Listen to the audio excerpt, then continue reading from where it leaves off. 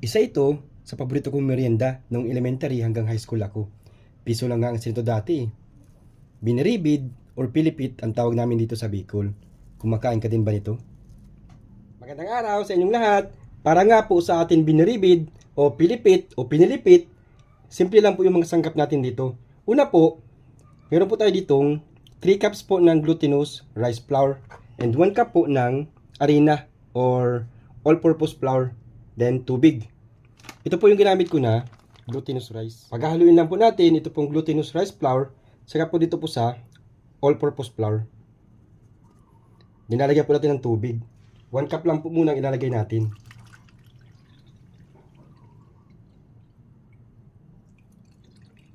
Then mix po muna natin yan.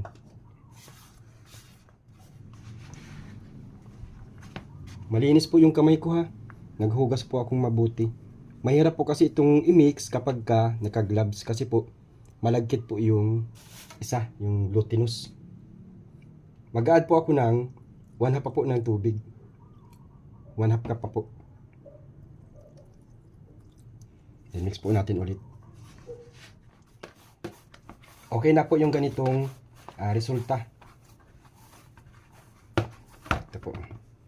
Bali po, 1 and 1 half cup po ang nagamit kong tubig. Dito po sa Bicol, biniribid po ang apod kaini o biniribid po ang tawag namin dito. Sa Katagalogan po, yung pilipit. Kuha lang po tayo ng konti. And then, pahabain po natin.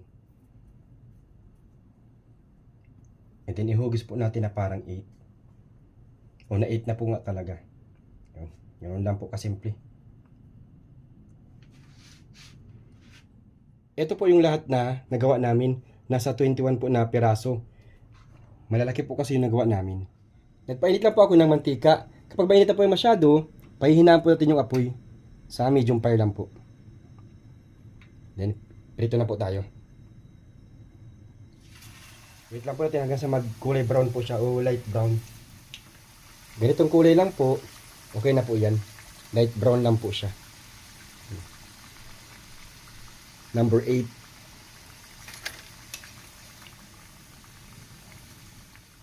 Ito na po yung mga naprito po namin o naluto namin na biniribid. Wala pa po siyang tamis. So gagawa na po tayo ng aruba niya o yung tamis. Meron pa ako dito 1 cup po ng brown sugar. Yung po talagang maitim ang pinili ko, yung dark na dark po ang kulay. 1/3 cup po ng tubig yung idadagdag ko po. Then iset lang po natin sa mahinang apoy. Wait lang po natin yan hanggang sa mag-caramelize or maging syrup po. Kung matunaw po yung mga asukal.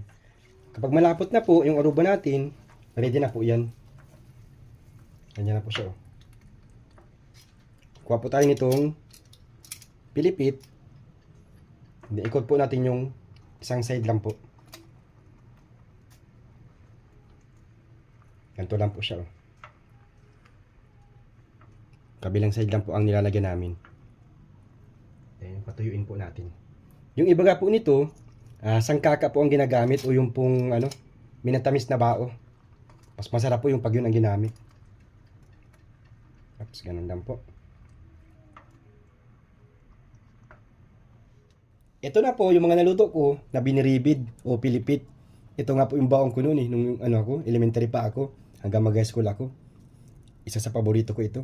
Simple lang po, pero napakasarap.